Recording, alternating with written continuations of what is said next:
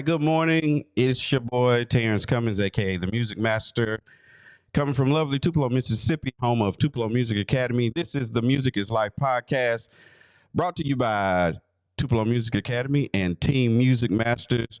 Today we have a great interview.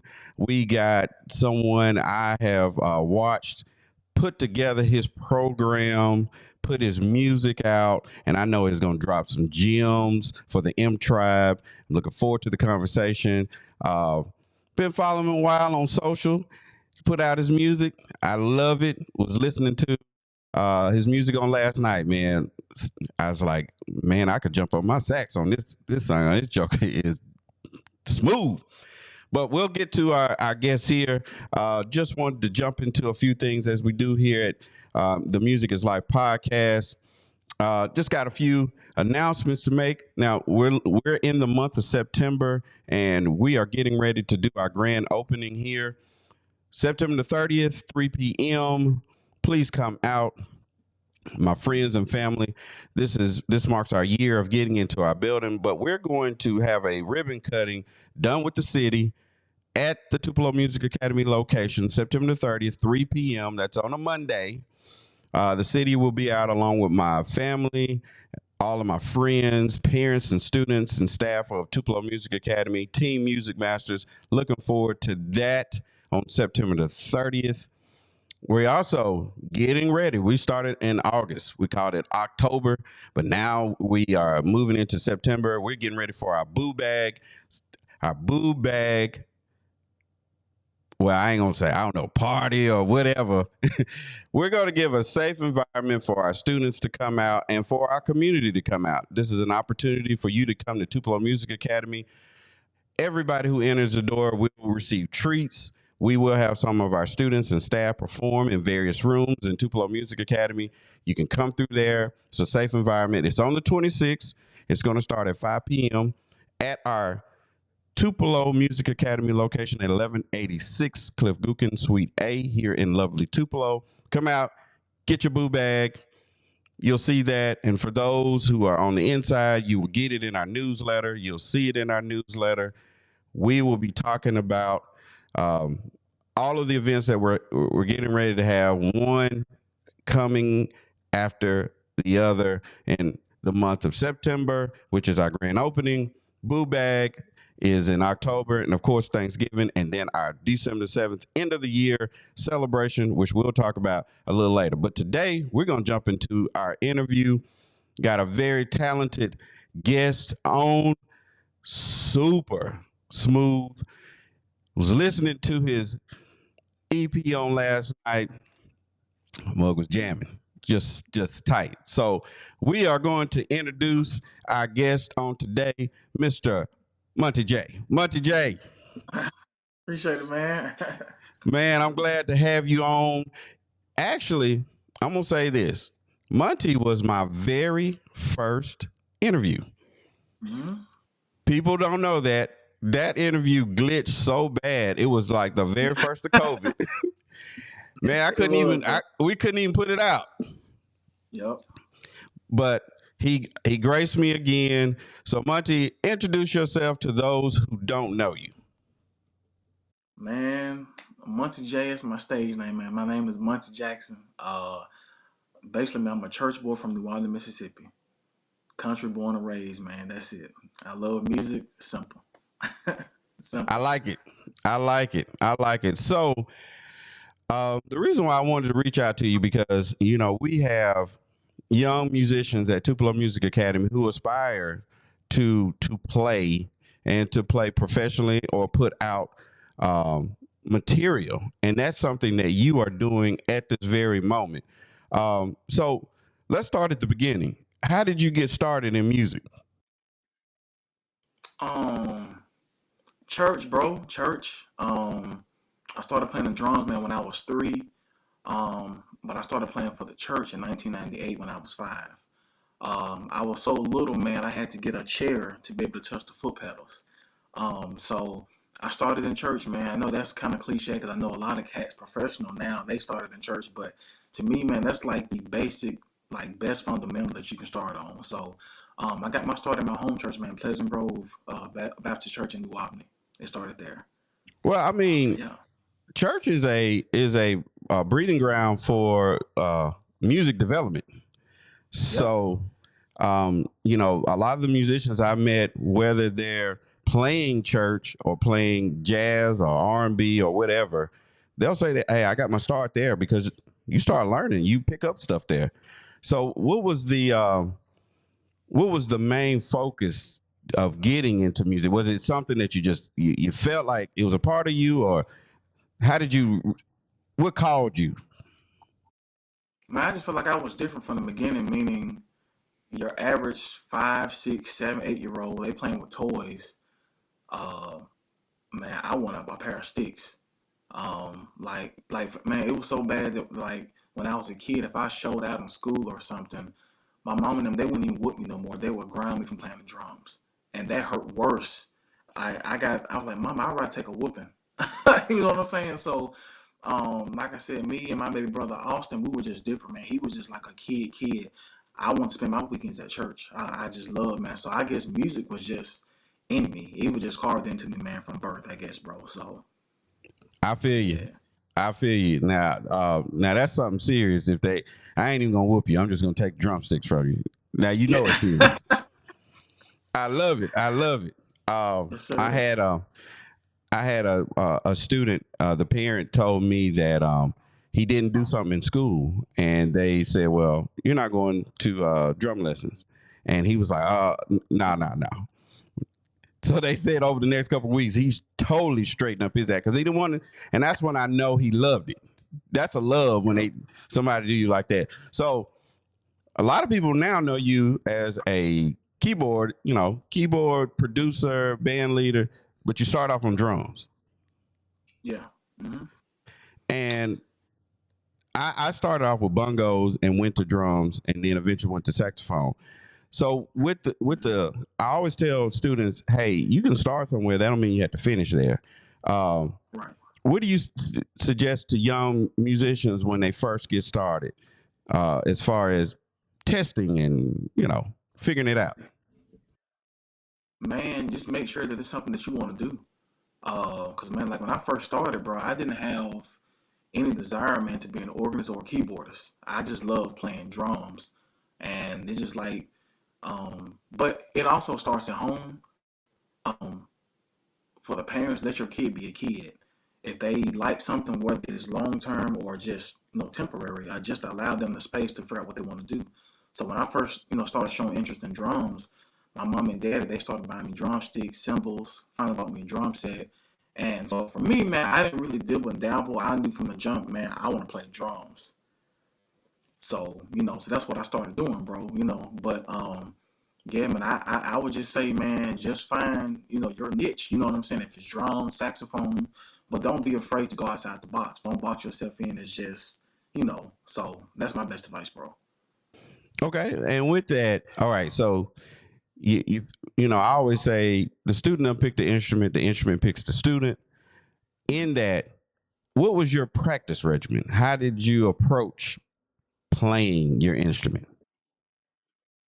Man, well, I practiced every day at that time. And I practiced, but to be honest, man, practice, especially when you first getting started, it's not even about you picking up that instrument. It's just you watching and learning. So, back then when I first came up, it wasn't no YouTube, it wasn't no Facebook, no social media, nothing. So we had to watch either tapes or go to the actual concert. So a lot of my practicing, man, it required more of me just listening and watching because I was a young cat, man, but I wanted to play. All right, so your own drums and you're exploring different things. So tell me where you felt like you were listening, because I like what you said. You said something that um, I heard Michael Jackson say this. He says, a lot of times when I'm in the studio, I'm observing, I'm listening, I'm Hmm. picking up things. Some of the things, Miles Davis even said this. He said, you can learn a lot in silence. He said, you don't always need to be playing, you need to be listening. I Yep. like that. That's a gem that people just don't absorb. I'm going to watch and listen. Yep. I had an opportunity to play with your brother this weekend, and when I Hmm. was playing with him and Cedric, there were times where I paused, where I was listening to feel where the music is. Right. I know we kind of jumping ahead, but I like what you said on that part. So, in listening, what were things that you felt like were your music superpowers in the development of your music? Um, Adapting. That's I feel like that's the main thing a lot of musicians lack today. Um, a few from back then as well. They don't adapt. Like the way that I play by myself, I had to learn like I can't play like that with the band. You know what I'm saying? If it's just me and a drummer, I can do some crazy stuff and it won't throw nobody out because it's just me and him. But if me and Sed are playing, we both got to match each other. If I'm on keys and he on organ, vice versa. You know, if I have a good guitarist, man, I got to make sure I'm not clashing with him. So I would go to White Hill back in the day when my dad and Cedric, you know, and Derek Gibbs, they were all playing together. And even though all of them are beasts on their own right, when it comes to playing with the band, your individual talent is irrelevant. You know, you gotta know how to gel. So I would just sit back and watch them how they would just put stuff together.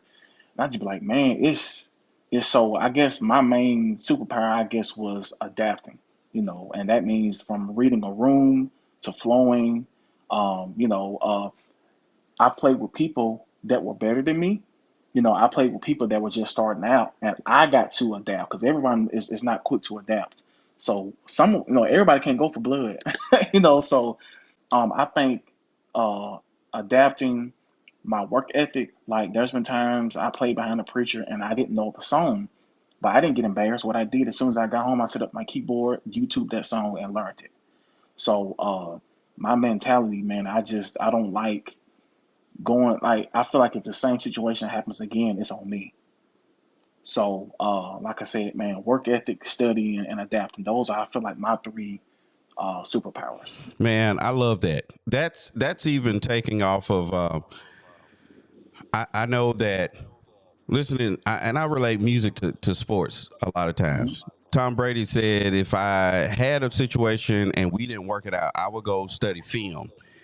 Yep. Sometimes people don't take the time to realize what they did. So I'm gonna tell you this: this weekend, I did have an opportunity to play with Sid and your brother. I Hmm. came back Monday and listened to the whole thing again. What was done here? What was done there? What could I add there? What could I take away? Hmm. I like that you said adapting to the room. I know Hmm. with me being a saxophonist, a lot of times I'm in front, but there are times where if I'm with a singer, I can't do certain things. I got to Hmm. echo off of them, or because I play Iwi, I can't cross between you on the keys or Right. the guitar player or or Right. the auxiliary. So I love that you said I adapt because some people say, well, this is the way I play and I'm gonna play it in Right. every situation. Exactly. Exactly. That's not musicianship. A musicianship is listening. That's what you Hmm. initially said. So, in playing in those rooms, um, getting the opportunity to play in church. So, how did that prepare you when you started to venture out as a professional? Man, it didn't make it easy, but it made it easier. Cause I feel like, and this I could. Some people may be wrong. I know some cats are touring with everybody, man. But I just feel like if you could play in church and do it well and execute it every Sunday, you can play anywhere. Reason being, with churches, especially back then, it was so unplanned. You know, like testimony service, they liable to start a shouting A or D or F, and you had to be ready. What? No, man, I gotta find it. No, you had to be ready. Um, there's been times to where, like for instance, when I was a Good Shepherd, man, and Pastor Rob would go from shouting, and he would do like a praise and worship song, and I had to flow. So it really set me up, and it kind of made going to the other side of things kind of easy because I was just like, okay, this is more organized. So with church, man, it's really grounded me and brought a lot of balance to my music career. That's why I still love it today, man. So it really prepared me. So it's like now nothing is easy, but it's just like now this stuff is a piece of cake compared to what we did Oh, as right, youngsters. You know what I'm saying? right. So Yeah, yeah. we had my mom was the worship leader, Hmm. um, and in those situations, she always told us. All right. Always be listening. Always flow under the anointing. You know, Hmm. watch, Right. and be in that vein. And so always Yeah. have yourself prepared. Um, Yep. and preparedness comes with all the stuff that happens behind the scenes, the stuff that you just talked about. Exactly. What you prepare for at home, what you prepare for in the band hall, what you prepare for in Hmm. lessons helped you. So when did you excuse me, when did you start to write your own music? When did that process start?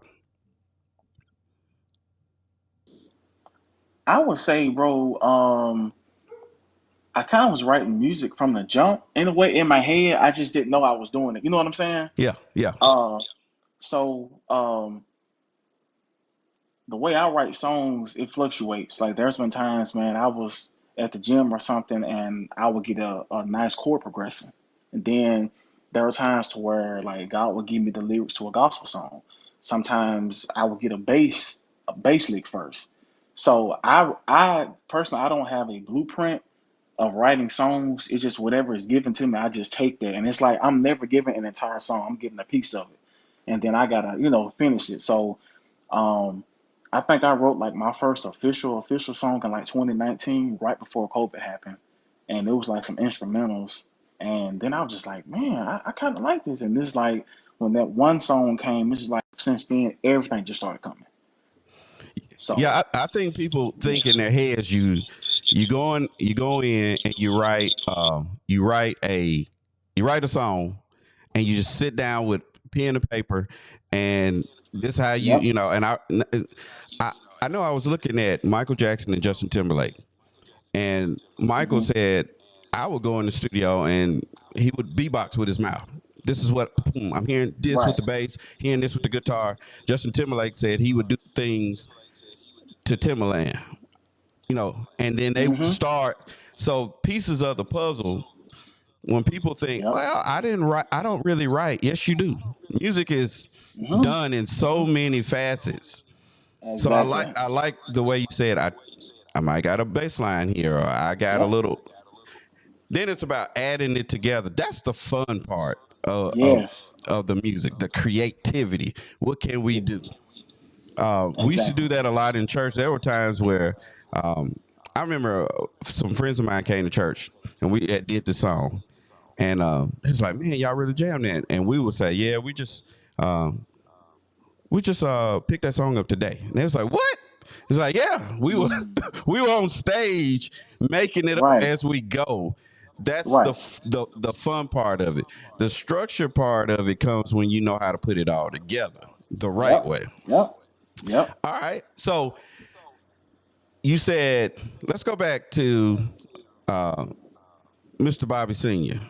because he played with my mom, and I had the pleasure of when I was first learning to be around your dad to hear him play, which was Lord have mercy. uh, did you take any lessons from him, or is there anything that you could glean from him in your playing today? No lessons whatsoever. People, man, Brian, I wish Brian was on here. Brian could tell you. I feel like me and Brian caught it the worst out of all four of my brothers. I mean, my daddy never sat me down and said, Monty, this is that chord, that is that chord. He never ever did that. Hmm. Um, he was hard on me, very, very hard. And um, it's just like his mindset is like so different. Like my dad, I don't think I've ever encountered a person, man, who had memory like him. My daddy, we've listened to a song for 45 seconds on the way to a church service, and we get there, and just so happened the choir sang that song, and he plays it better than the musicians that actually practice it. And I just be like, how in the world are you doing this? You know what I'm saying? And the way he has, like Homer Judon, he used to tell back in White Hill, he would tell Daddy, yeah, you got bionic ears because he hears everything. He hears everything, man. And my dad, even now, I went to his house a few months ago and played a song, and he was like, "Ah, that ain't right. That ain't right." And it was literally one key that was off. So I've learned a lot from him by him not showing me anything, but he definitely critiqued me, and I learned a lot from it. He He'll brag on me from time to time. That sounds good, or add this to it, add that to it, and it's because of him, man, that I learned all my keys. I asked him years ago, I said, Dad, I said, how did you learn how to play in your keys? And he was just like, at Golden Gate back in the day, he said they may sing a song in G or A. And he was like, I didn't have no choice but to learn them. Listen to his story telling me that he studied Twinkie Clark and Billy Preston and cats like that.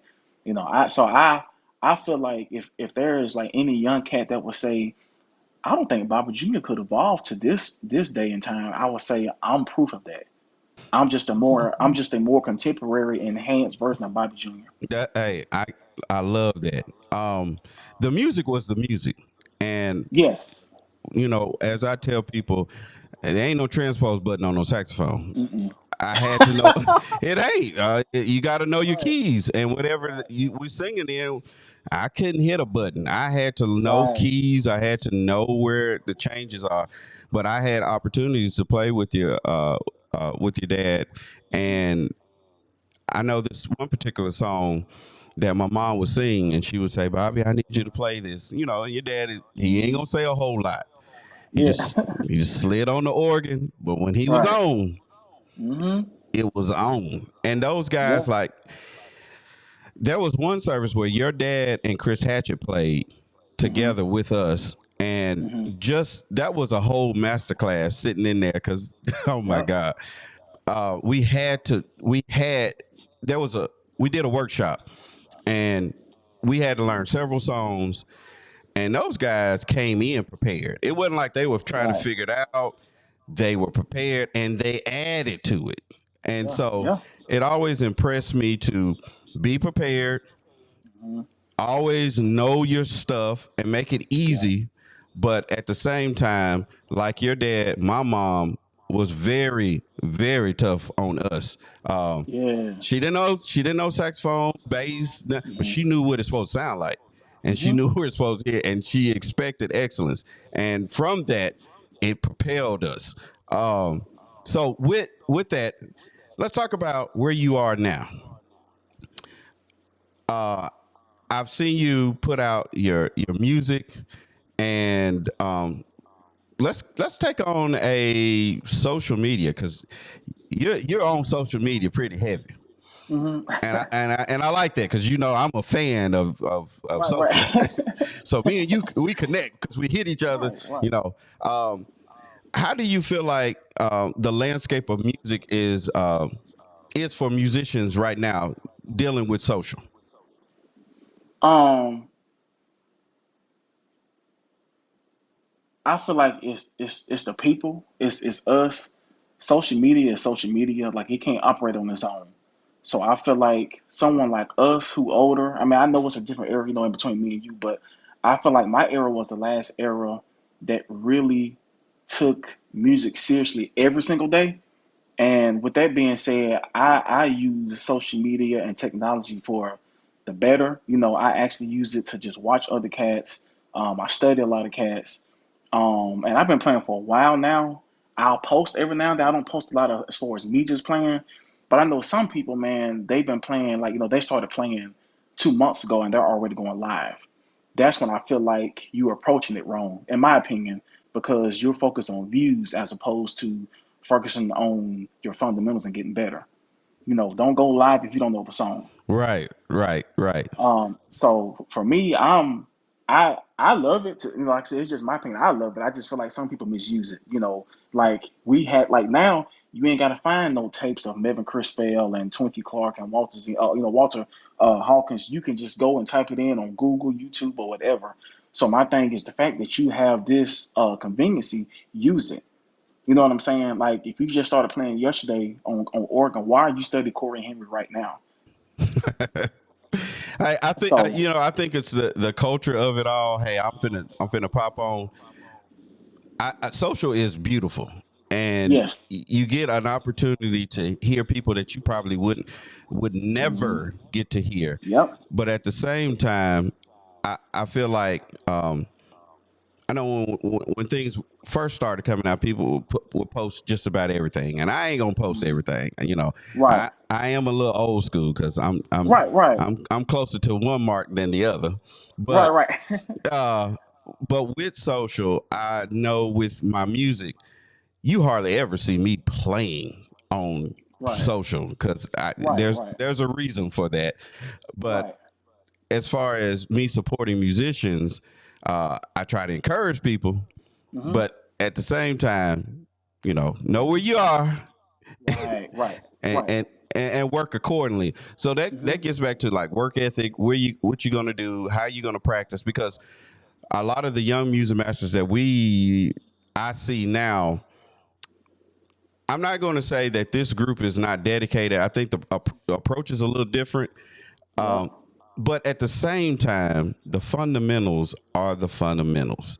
We really encourage people to learn your craft, learn from others, and don't think I've arrived because I can play 4 or 5 chords or Right, I right. got a run or not. So Hmm. uh, this is a question that I ask people that come on the Music is Life and it's a little podcast. It's a little broad, Hmm. but for yourself, where do you see the future of music going?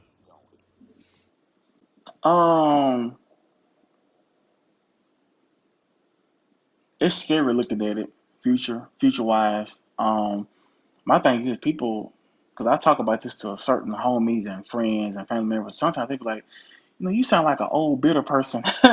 But I tell them I was just like, I'm all for evolving. I'm all for technology, but don't use that as a cheat code. Okay, you still have to study because if you Ah, you know if you have the answer key to every test, you're really not learning anything.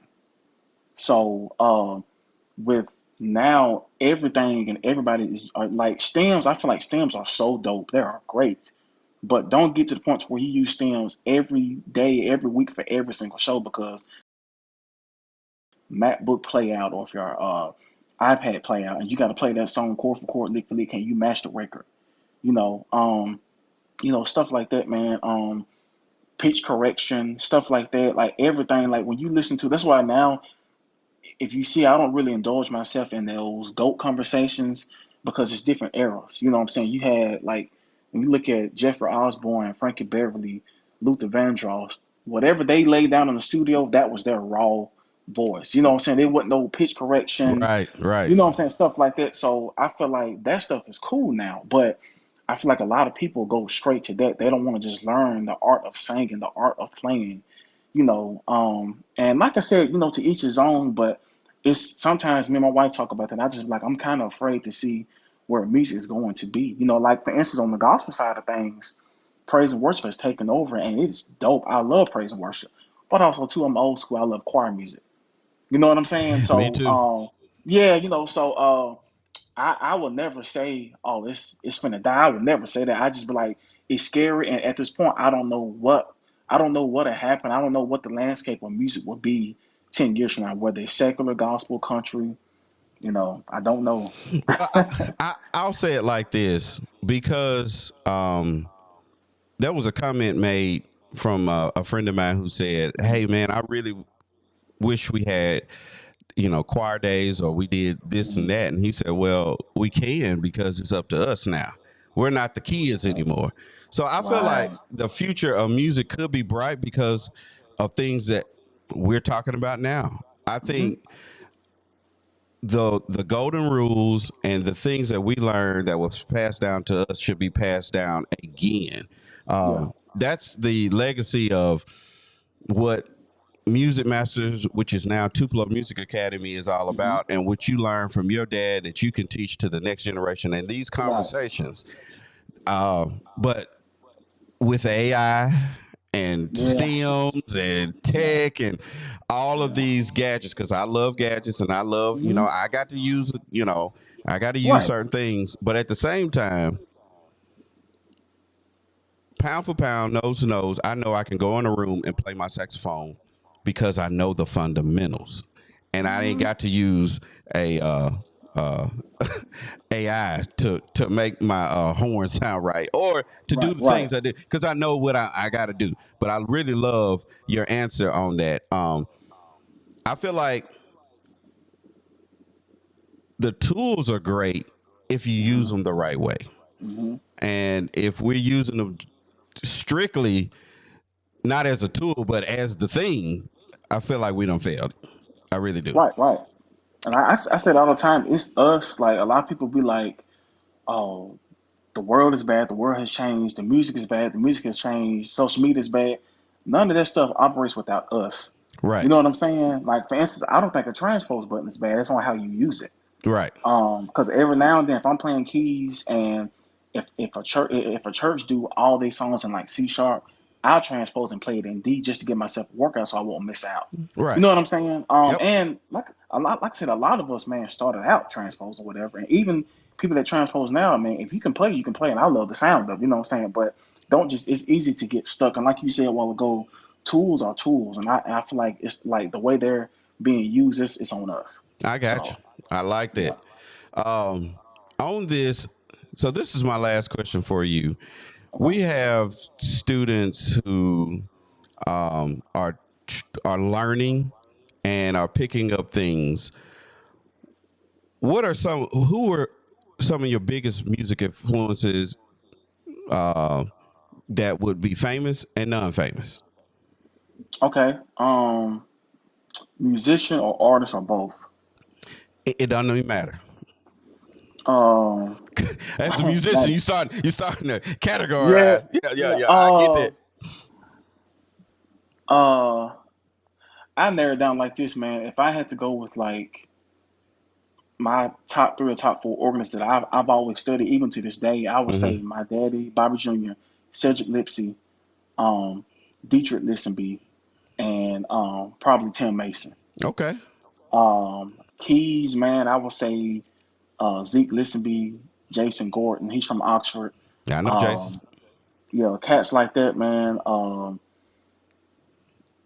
Professional wise, man, well, like on TV wise, organist for me, my all time favorites are Twinkie Clark and Billy Preston. Oh yeah. Um, as far as man, like artists or like bands, I went the opposite way. I didn't start off studying a lot of gospel artists, especially when I first started playing keys. I Hmm. learned every song off Earth, Wind, and Fire's catalog Okay. because it's 2024 and the stuff that we're doing now, they was doing that in the 70s. Right. You know, people study Ray Charles and they love his music. I actually studied him playing. He was a beast playing, but you can just tell he really condensed his playing when it was time for him just to be an artist. But Right. Ray Charles was really cold on keys. Yes. Yes. Um, Yes. so yeah, that's and like I said, I love these young cats, man. Like you got like Courtney Finley, you got Deidre Trice from Memphis, man. You got a lot of cats, man, that are just killing, man. So I'm all for it, man. I love it because believe it or not, I learned from them. Like, man, that's show Yep. me that, Yep. But I also study, and you're gonna be like, dude, you was just saying this. I study instruments that I don't play more. Like, bro, I get a lot of my runs from studying you and studying guitarists. For real. Yeah. For real. Um, you and I'm pretty sure you know Fat Man. I know you remember Fat Man from. Yeah. I study y'all all the time because y'all be doing some nice licks, and I take that. And sometimes Well, I take credit for it. I'm like, man, who showed you that? Oh man, God just gave it to me, man. No. hey, I appreciate that. I Yeah. like that because, believe it or not, a lot of licks that I get are from vocalists and from Hmm. guitar players. Uh, the Hmm. harmonies, octaves, jumps, and stuff. I listen to a lot of vocalists from a lot of different. If you got Hmm. back in the day, I'm gonna do it Right. back in the day. Saying Okay. back in the day, if you came in my CD thing, it Hmm. would jump from Fred Hammond, Williams Brothers, Linkin Park, Dixie Chicks, Drew Hmm. Hill, Jodeci, commission. It was all over the place.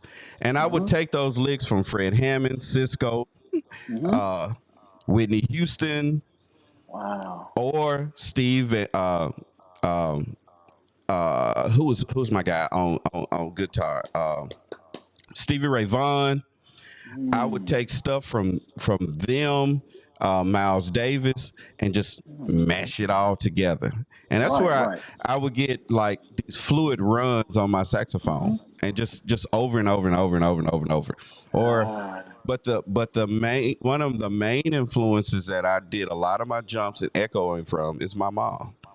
If she sung Mm. something, I just took it, and I could hear the layers off of her vocals, and that's what I took Right.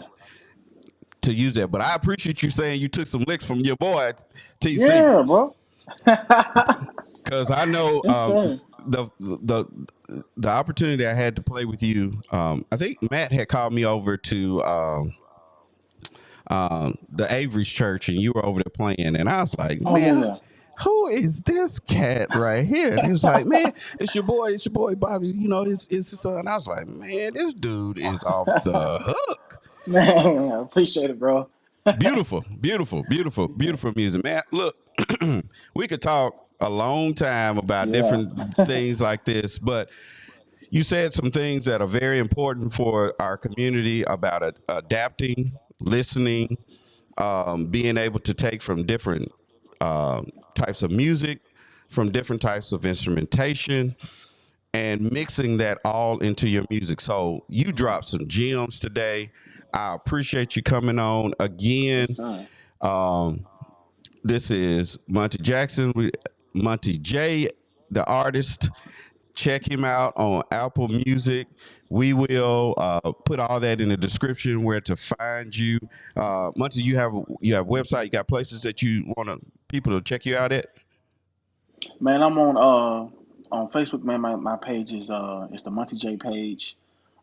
Man, believe it or not, I forgot my name on Instagram, but I definitely send it to you, man. You can post everything in the description. Okay. All right. Yes, sir.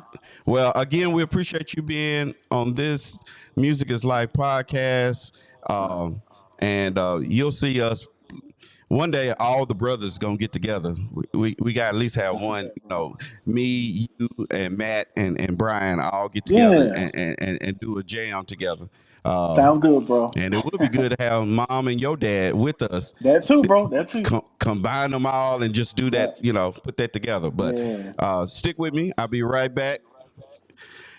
Again, we appreciate Mr. Monty for being a part of the Music is Life podcast. He drops some gems. Hey, if you're listening, be able to listen, be able to adapt, be able to take from other genres and other instrumentation and put that all together. If you're writing music and you got bass licks here and pieces there, remember on the show, it was the Five Heartbeats, and the guy that was writing, he write a little piece on some grocery sheet paper, put it over here, and when his sister was singing, he would pick these pieces and put them together. Sometimes it's like that.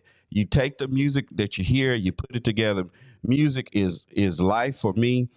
The creativity is fun, and we got to be able to explore and enjoy.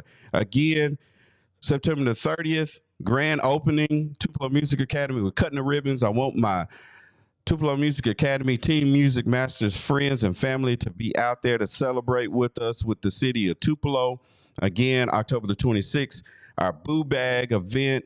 We're giving out candy. It's a safe environment. We'll have everybody who comes out will be able to get treats and we enjoy. Again, y'all got to check out my boy Monty J. He will you can get on Apple Music and check him out. His EP. Hey, cut it on, let it play, clean up the house, sit in the tub, get on the back patio, listen to the music. He's live. He's out there. This is somebody that we need to support. And again, we appreciate him being on. This has been the Music is Life podcast, sponsored by Tupelo Music Academy and Team Music Masters. I'm your boy, Terrence Cummings, aka the Music Master. Y'all be blessed.